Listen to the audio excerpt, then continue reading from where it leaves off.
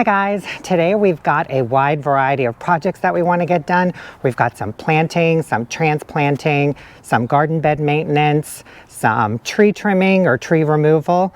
And I wanted to update you guys first on the weed removal of the lesser celandine because I kind of ran into a little bit of a hiccup. So over here by the back fence, this is where we have this invasion of lesser celandine creeping in all over the place. And I did come out here a few days ago and I was going to film a video of me trying to remove all of this stuff. And you can see all of these like divots where I got some of it out. This stuff is really rooted in and it's difficult to remove manually, especially when you have such a big area to get done. So after about a half an hour, I kind of scrapped the whole filming project because I was like, you know what, this is just not that interesting. Like, I'm even getting bored doing this, so I just kind of scrapped the whole thing. But I did do some research on our county extension site and online. And from everything that I was able to read, the only way other than to just physically get down into the dirt and remove every single root and tuber and plant is to treat it chemically. And while I'm not a fan of that approach, I do realize that in some circumstances it is necessary because this being as invasive as it is, it's going to continue to take over the lawn, and before you know it, the entire lawn will end up being lesser celandine, and it can smother a lot of the other plants too. So I'm kind of like 50-50 on the fence as to what I'm going to do, but I wanted to just kind of share that idea with you guys because I am going to call our local extension and talk to them about chemical applications and what I need to worry about, because I am worried about some of the evergreens that we planted here because I don't know of how they're going to be affected. Am I going to have to dig them up? Am I going to have to sacrifice them? Because digging them up, my fear is because the lesser celandine is so close to these plants and the root balls, if I dig them up and there's any little trace of roots or tubers in the root balls of the plants, if I put them back in the ground, it's just going to start the cycle all over again. So I don't know. I'm kind of torn about the whole thing, but I just wanted to bring you guys up to date on that. But it is just a beast to tame, and I don't know. See how close it's getting? Anyway, so that's the update on the lesser celandine. Now let's jump into everything that I'm hoping to get done today. But first, I have to show you a couple things that I picked up. Look at these two beauties. Aren't they gorgeous? These are the blue spruces, Picea pungens. And I saw these at the nursery and was like, oh my goodness, I have got to have them. I still got to figure out where to put them, but you know, that's the easy part. As long as we have the plants, we're good. Aren't they stunning though? Just look at that color. And I have always wanted weeping trees, and I'm really going to focus a little bit more on getting a few more weeping trees. There's the weeping white spruce that I want. There's also the slenderina that I want as well. I just want one of everything. I think we need more land. So let's start over here. We have a leading lady Monarda over here that I need to cut back and possibly find a place in the landscape for. We have a serendipity allium that I've wintered over in this little nursery pot. We need to cut this back, and I think I might divide it into fourths and just kind of pop it in the landscape somewhere and just kind of dot it around. Let me move this. This is the caryopteris that we removed from the butterfly garden. I'm going to take this out, get rid of some of the garden soil that's attached to the root ball, and fill it up with some actual potting soil and just kind of let this heal over because this thing got beaten up over the winter. I don't even know what's going on there, but I just kind of want to give it a little TLC. Over here, we have our barrel of strawberries and herbs that we planted last year, and they sent out so many runners and rerouted themselves throughout here. I'm going to disassemble this entire pot because you can see it's it's falling apart. I've got it held on by twine, but I think it's time to retire this pot.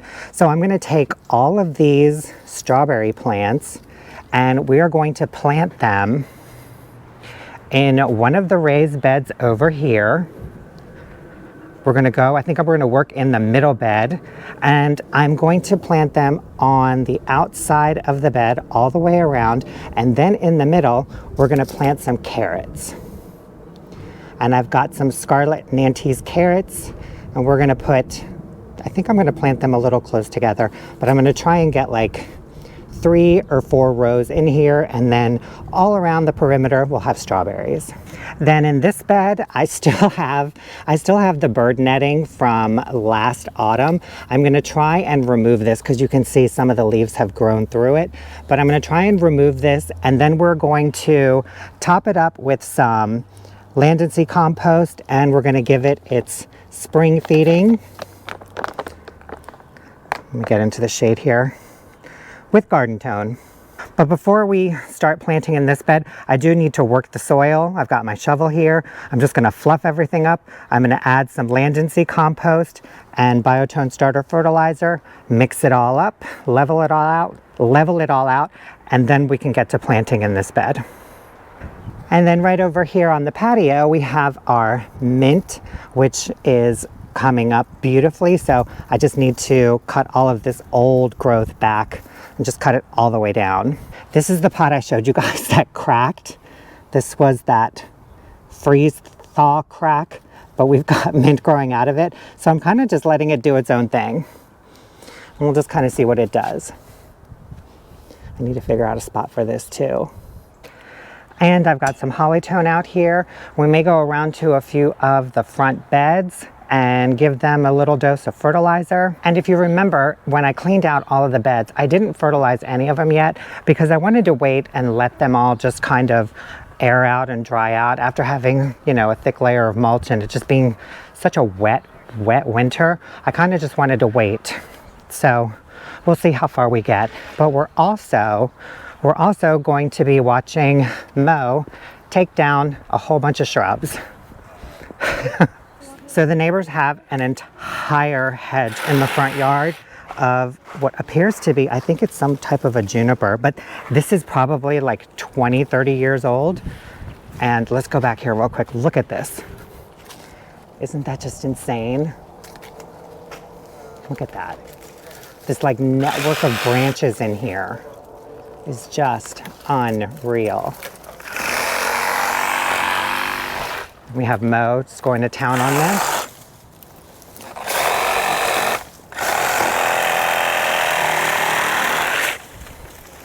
Having fun, Mo? Always. So yeah, just look at this whole thing.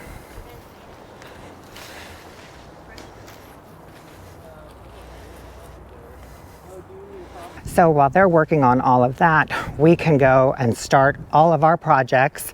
And then at the end, we'll just show you all of their work and what they've done.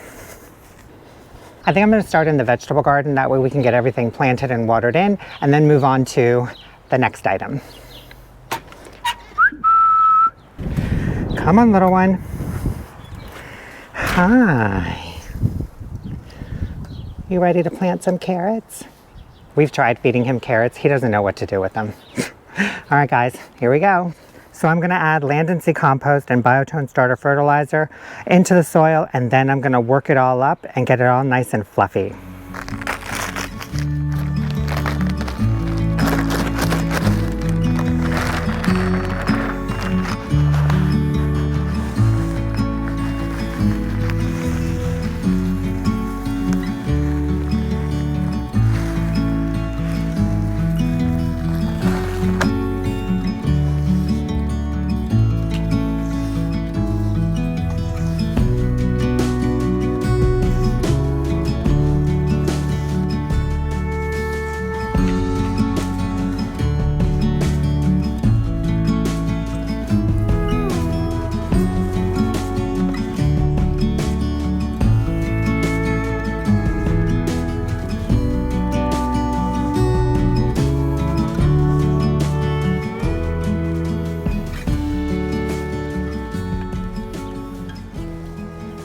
Okay, the bed is all ready to be planted. So I'm gonna plant the carrots first, and I'm gonna make a trench about 6 inches from the edge of the bed.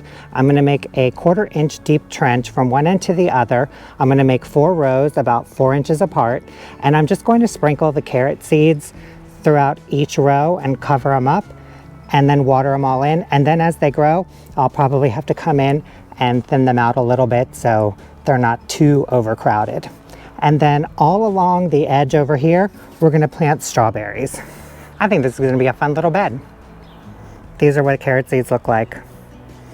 That's all we've got. That's quite a bit. So I'm gonna use all of these and just sprinkle them in each of the 4 trenches.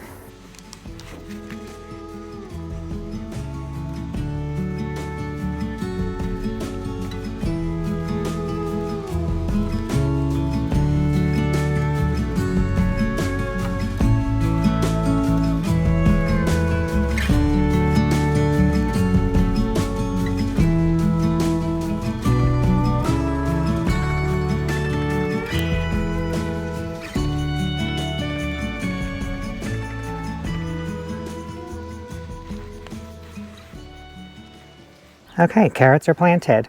Now I know one could say, oh, you probably should have planted the strawberries first before the seeds, that way you don't disrupt the soil. But again, there's a good 6 inches here, and I'm gonna plant the strawberries close to the edge so they'll kind of drape over a little bit. So I think we should be good. Okay, so now let's go over and disassemble the barrel of strawberries and get them planted in the bed. Okay, I'm gonna use my little weeder to try and get some of these plants out, but there's so many of them. All right, I don't know if you guys can see that, but you can see the mother plant right here, and all the little runners have swirled all the way around. So we're just gonna have to separate them.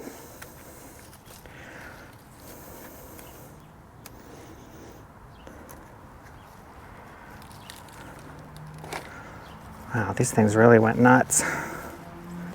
Can I hold it? Sure. Oh my goodness, these have rooted in here so bad. Holy moly.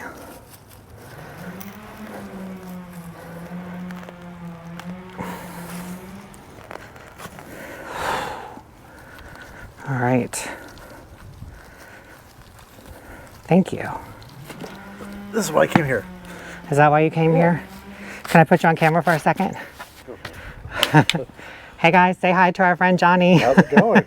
He was the one helping me hold this beast of a strawberry plant. I think there's like 3 or 4. Look at that. You want some strawberries? Yeah.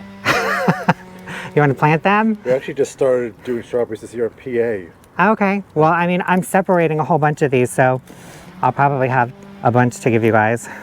I love when plants don't go to waste.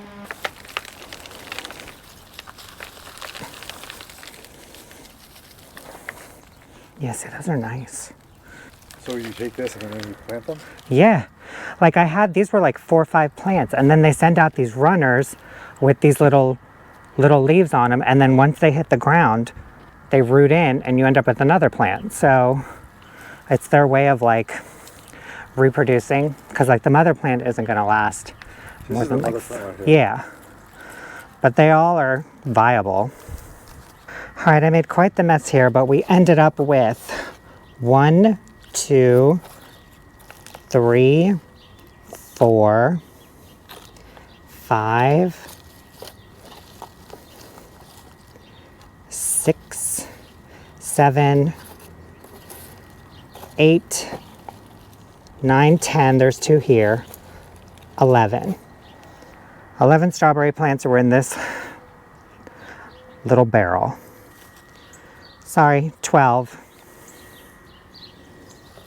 Nope, 13. These little runners. Let's get them all groomed up and planted.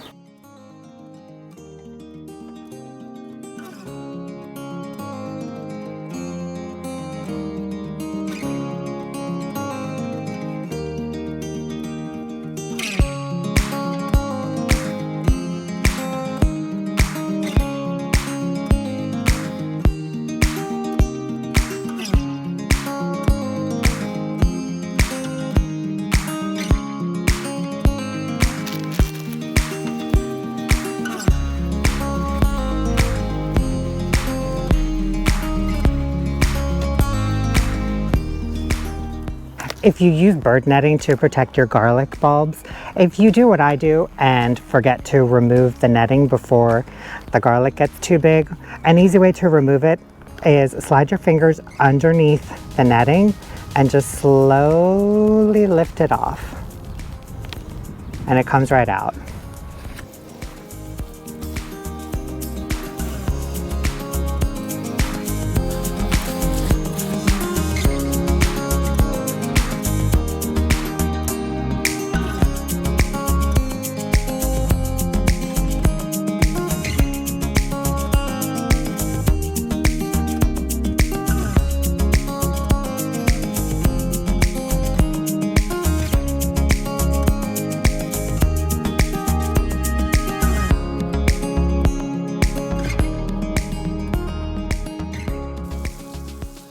The carrots have been planted and the strawberries have been transplanted. So now I'm going to move on to the mint and then on to the monarda and the alliums. And then once we finish everything, I will walk you guys through and show you a quick tour of everything we did today. So for the mint, you can see that it's already pushing new growth. It's already pushing all of its growth for this coming season. And all of this is just the branches and the stems from last year. So we can literally just come in here and just remove them. And you can see it's tan and brown in there, so it's dead.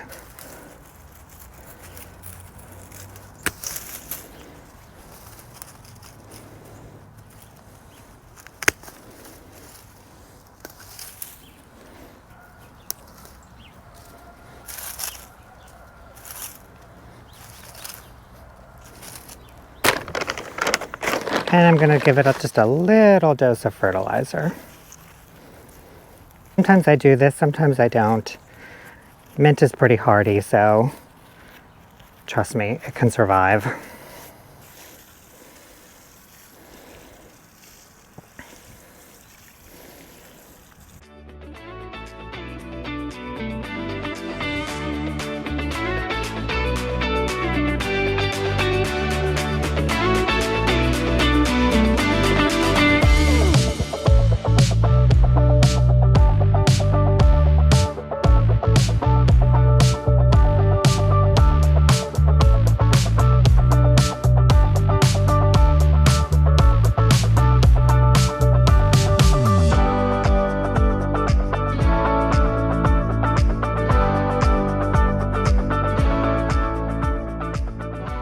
So a little change of plans. Initially, I thought I was going to divide the allium up after I trimmed it up and then just kind of dot it around a few of the gardens. But after like cleaning it up, it's fine. It doesn't really need dividing just yet. And the root system is looking really good. So I'm just gonna kind of plunk it into the butterfly garden. But you can see it looks so much better now after getting all of the old seed heads and stems off of here. And then look at this root system. Oh my goodness. Look at that. Yeah, it was in that container pretty much all season last year. So it's not really too root bound. It just really needs to get into the ground and just kind of stretch its feet. And we're gonna provide that for it. Okay, so we've got our allium and we are going to plop it in the butterfly garden. And this bed gets full sun, so it'll definitely be happy here.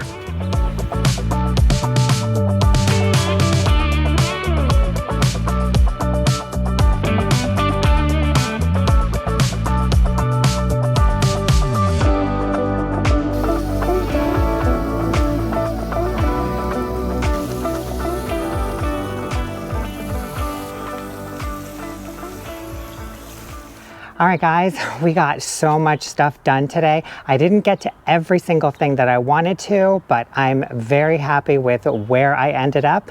Let me take you around real quick and give you a quick tour of what we did today. So let's start in the vegetable garden. In this bed, we planted 4 rows of the Nantes carrots, and then I transplanted all of the strawberry plants from the barrel on the patio all the way around the perimeter of the bed, and I ended up with 12 plants. So yeah, I did kind of pack them in here quite a bit, but I'm hoping we get a bunch of strawberries this year.